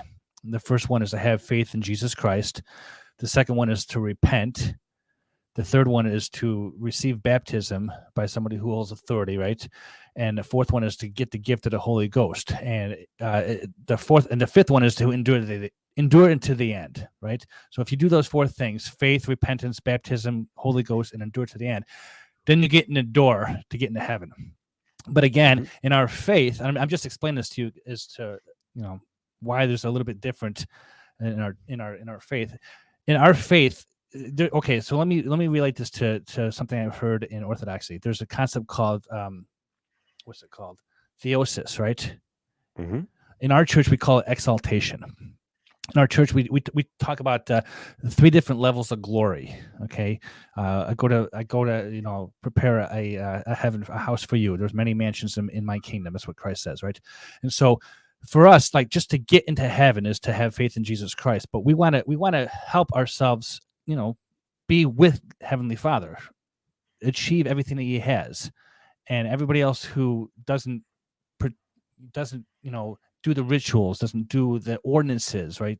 For example, those who are passed without getting baptized will still get a degree of glory, but they're not going to be with Jesus Christ. They're not going to be with Heavenly Father. And that's ultimately His goal. He wants us to be with Him, but there's certain things that you need to do. Everybody needs to be baptized. That's why Christ says be baptized. And so maybe it's different because you're thinking that okay, well, it's a personal journey for all of us, to get to the highest level, and that's true. But we also are taught that we can't be saved without our family.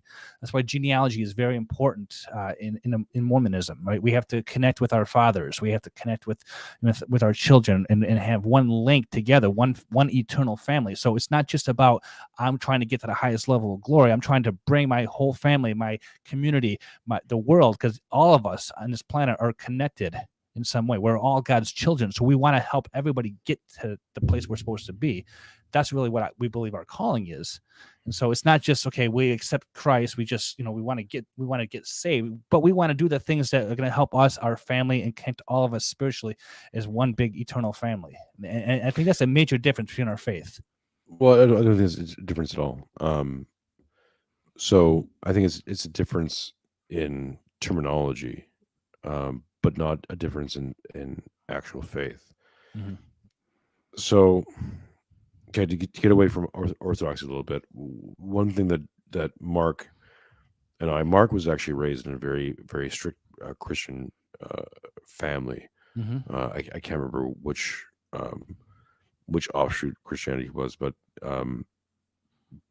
he was very well steeped in it and stepped away from it, and then kind of came. He's sort of I'm in a weird way. I'm more religious than Mark is at the moment, which is a very strange thing to digest. Trust me, it gives me no. My wife my wife met me as an atheist. She knows me as an atheist. She's like, "What the hell happened to you? Are you okay?" I'm like, "Yeah, I just had this experience with God. Don't mind me." Because my wife is like is nominally Christian, like not like it's not a big issue with her.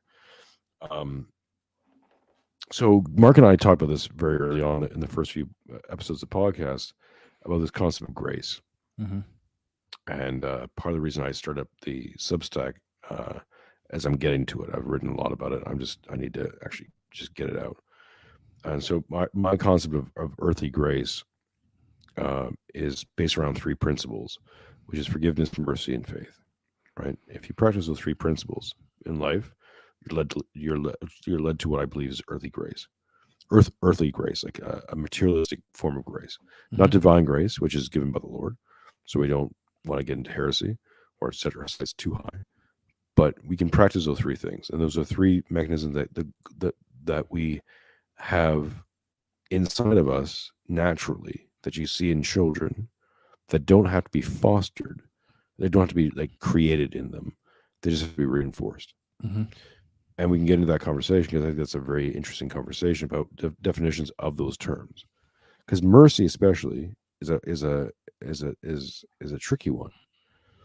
Because we'd think that mercy is about staying the blade and that kind of thing. I actually believe that a mercy can, in certain cases, the death penalty, for example, could be a mercy in certain cases, right? For a pedophile, I think the death penalty is a mercy, not just for society, but for that person itself. Like, unfortunately, you have been possessed. You have gone a direction that is not just unforgivable. We can forgive you, but we can't. We have to seek justice. And in the original form of justice, the actual meaning of the word is a return to a natural order, right? A restoration of the natural order. And it's like, well, you've become a disruption to that, and we can't have that. We can't have you being part of the society. Sorry, like, it sucks, right? Like, and it's like, well, who gives you that kind of moral order? I'm like, because I'm going to take it. I'm going to take that moral order to say that that's wrong. Rape, pedophilia, we can make murder. We can make a list. We can make a very short list of like, that's just wrong. And if we know you did it, you're gone. So I don't know how that fits with your faith, but it's an interesting concept to play with in terms of forgiveness and mercy, because I think everyone thinks that Jesus is meek and mild and this whole hippy dippy thing, and it's it's like it's all about love and forgiveness. It's like, yeah, no, but he also came with a sword and whipped a guy in the church for passing false alms. It's like, there's a harshness to this that people need to be prepared for as well. That true Christianity is about. It is about that. It is about poking, presenting itself. It's not just the he without sin cast the first stone. It's like, but we have to understand when to cast a stone. Like, it's not that a stone shouldn't be cast ever.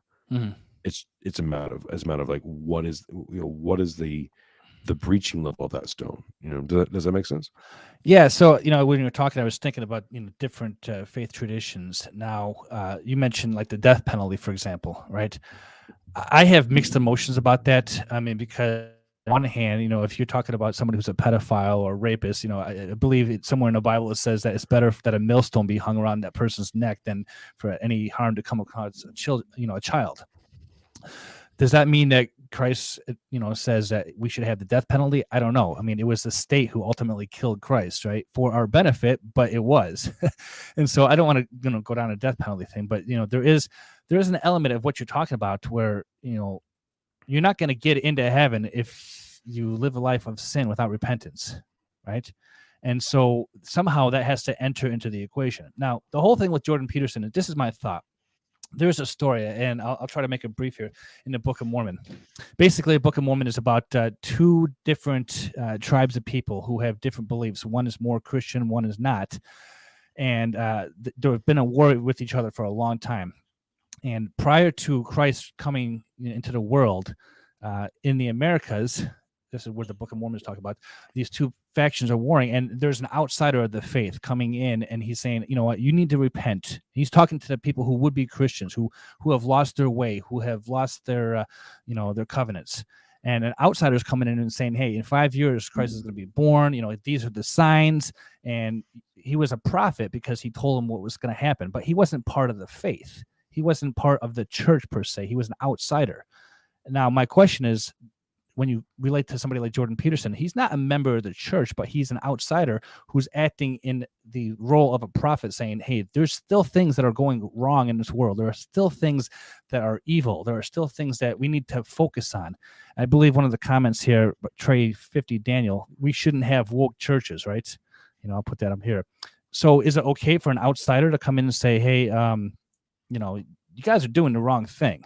Or is it only in the role of the church itself, the priests, the parishioners of the church, to say, okay, well, it's our job to call out sin, but can an outsider actually have that same role? Because I don't believe that's only limited to people who are part of the church, who can say there's something going on in the world, and even these churches are not even addressing that thing. And that's the big, when Cyprian says that this Antichrist, I just don't fall in line with that, because I think it's an outsider who's saying the right thing. No, we talked about the hierarchy. What do you okay? So let's try to figure out terms. Do you believe in demonic possession? Sure. Okay, so the spirit of the Antichrist is just a matter of demonic possession. We can think of that. The Antichrist, it literally is anything that is the inversion of Christ, the inversion of Christ's message. Okay. So it's something that I've been entertaining and putting out there, and I've had this on the weekly show, is that the end times is not a fixed point in somewhere in the distant future. It might be, right? But I think it's occurring constantly in people's lives. Well, when people have died, it's the end of time for them. So, well, no, but just not just that, but in actual spiritual conflict. Mm-hmm. Okay. So it speaks to an absolute spiritual conflict between oneself and between the material and the divine realm. You can wrestle with God, but you still have to submit to God, right? If you get to this position where you think that you can overcome God, or that you are, what the Enlightenment essentially did is take God off his throne mentally and put man there, and say that man can achieve all levels of greatness beyond the realm of whatever. It's a falsehood. It's not just a falsehood. It's not just a sin. It's suicide. It's a suicide of the soul. Like you can't exist in that level anymore. Like you're gonna get to a point where, like I said, I ran out of answers. There was nothing in atheism or secularism that gave me any more answers. I got to a point where it was like, hand problem, newborn child, COVID, all these external things, and like, where's your faith? Like, what is your atheism doing for you? Like, where does it deliver you? Where's your, where do you turn to? Nothing. It's just all void and manic and that. I mean, honestly, man, like, I don't know what to say on this, how much to divulge in this podcast, but I think if I continued down that path, I probably would have committed suicide. Like, there's nothing there. Mhm. Like the depth of nothing is insane there because there's nowhere to turn. Like you got nothing, right? At least with God, you got something. Like you got, and it is fulfilling. It's not, it's. I fear for people. I fear for Jordan Peterson because I think he's embraced a thing that he doesn't understand, that he's making commandments for, but it's still hollow for him. It's still functional. Like the church is supposed to do something. It's not doing something. You when you submit to it, it gives you it. Like you receive it. To receive is it's a much different thing than getting. It's not just it's not just a linguistic little foible. It's profound, Mhm. right? Because you're given things, right, and you receive it. Like it's a feeling. Receiving is you have to be willing, because you can be given a gift and not want the gift, or give it back or give it to somebody else. But when you get that gift, I think of a child. You give a gift to a child, they want that thing, they like it. But if they don't like it, they're not going to play with it, or they're going to ignore it, or whatever. So yeah, there is a difference between being given and actually saying, I accept this gift, I like it, I'm going to cherish it. So I think you're on the right track there. Yeah. I don't know. Maybe it's just my thought process that I have to think a little further into this. Okay. Again, it's not about being against one particular, I'm going to call them denominations, even though you might reject that or not. But it's not about being one denomination or another. It's about just, okay, if there's something going on in the world and it's not right, the more people we have who are saying it's not right, I think is better. Now, when you say that you need to be receiving the gift of God, and I agree with you, but if you're not even pointing in the direction of the church because church is not attractive to you, then there's no way you can just get that out of nowhere. One of the big things that's changed for me, early on, I said that I don't think it matters if you believe in God or not, if you act in accordance of God, right? And I said That's what this, Peterson always says, right? right, and I echoed that. I was modeling Peterson on that. Now I've become to the conclusion that no, you need to believe in God as a precursor to all this. You need to believe in God, Mm-hmm. not just a God or some NIMBY shit. I'm talking God. You need to believe in God to the point where it's affecting your life. And then we can have the conversation, right? Honestly, I don't care who practices what and how and where, right? I think Orthodox Christians and devout Muslims have way more in common than they don't, right? I agree We with that. both believe in mysticism. We both believe in ritual. We both believe in daily affirmations. We follow a very strict kind of. One of the things about Orthodoxy is it's very strict, right? I think what appeals to certain people about Orthodoxy, to answer your question about that, why is this trending now? I asked that to Adam Patrick on a show, and he said something along the lines of, I think he's evolved past this point where Orthodox is a great life hack, and I get that.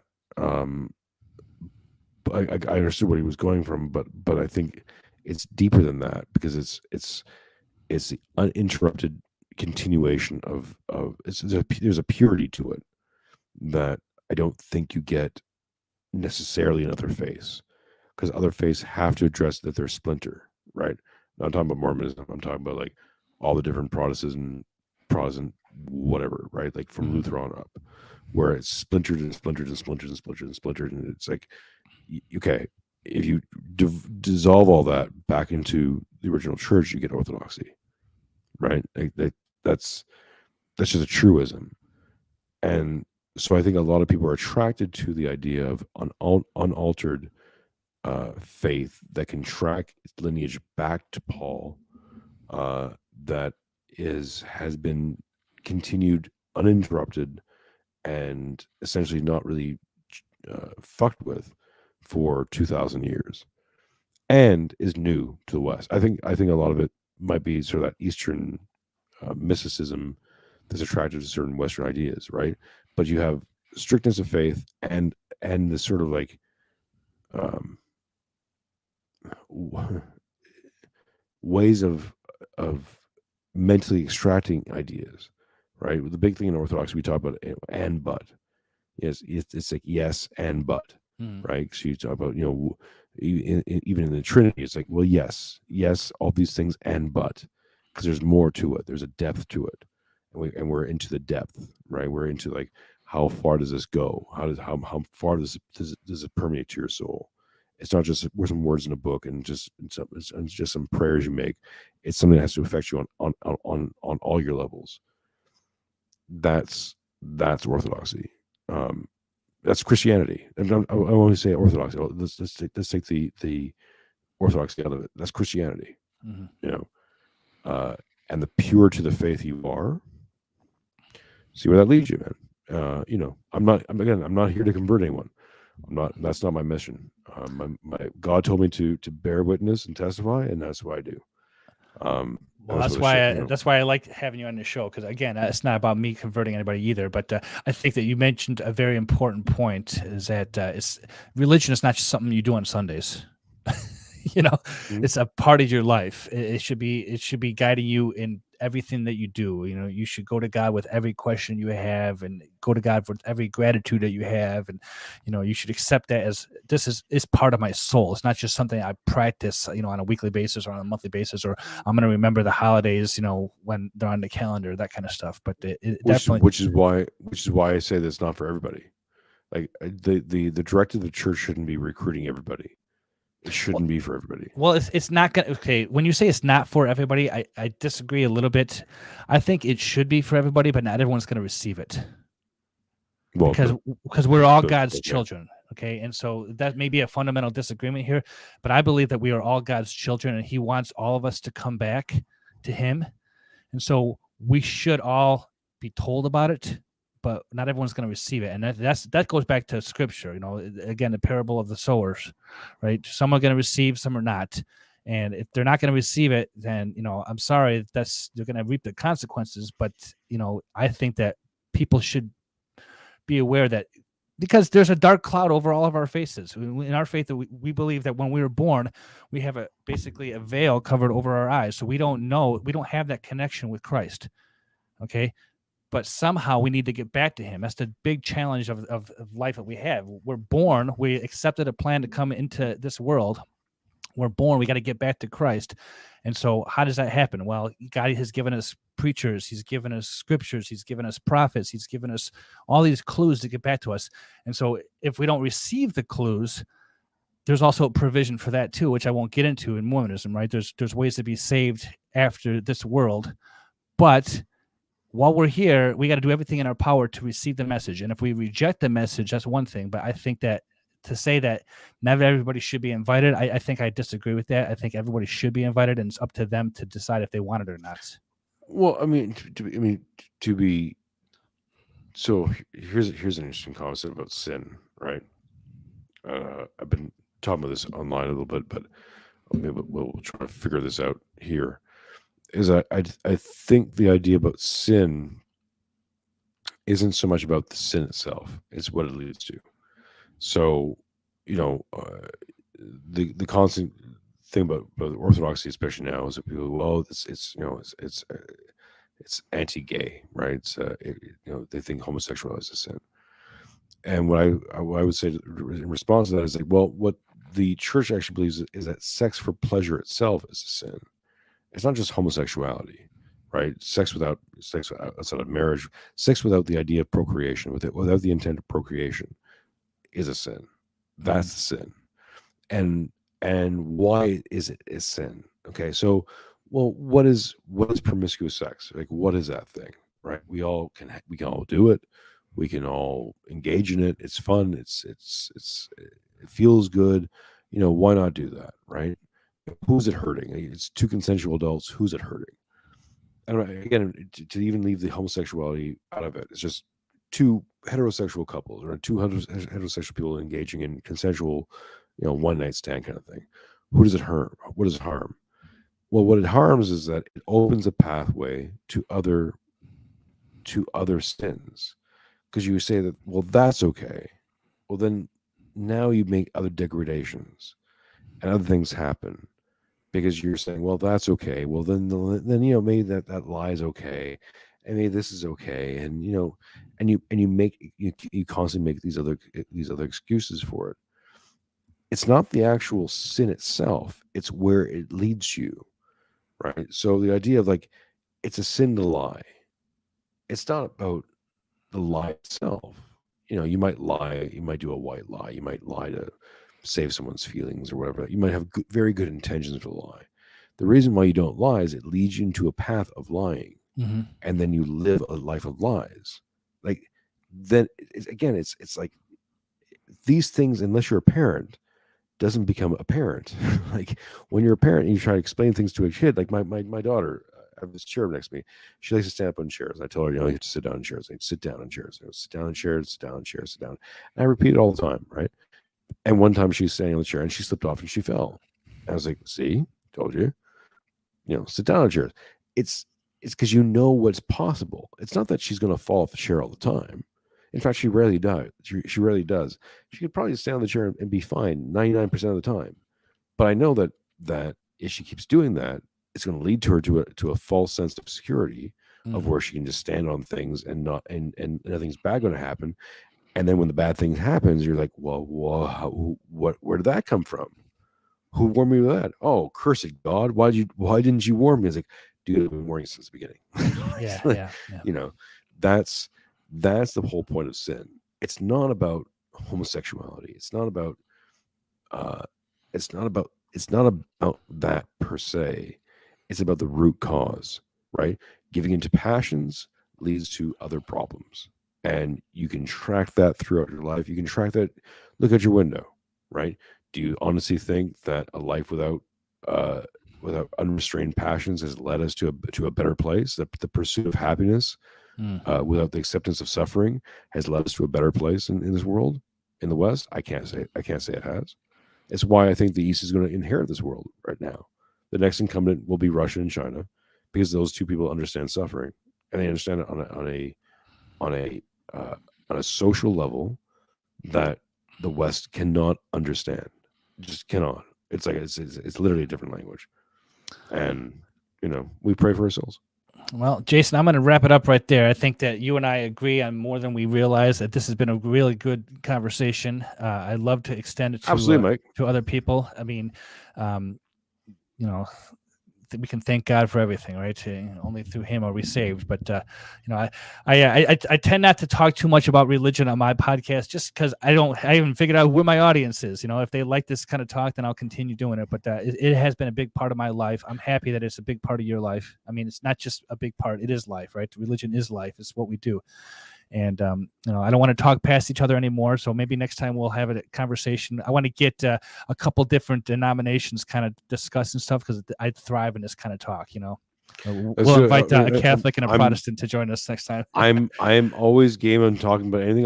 But again, like everything I voiced, folks, again, is from a very novice perspective. I can only talk about what I understand and what's affecting in my life.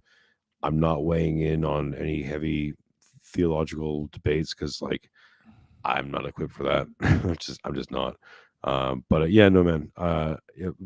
Mike, I love you. I love your brother in Christ. I love you. Right. And there's no dispute here. You just I love you more if you're an Orthodox. That's all. well, we'll see what happens. Yeah, I'll let you get some sleep. I know you need Sure, it. buddy. You've been up doing 2 podcasts since you've been up, so I'll let you go back to sleep, and I'm going to enjoy the rest of my day. And Junior, thank you, man. I understand you're just busting balls, and I'm just busting balls back to you.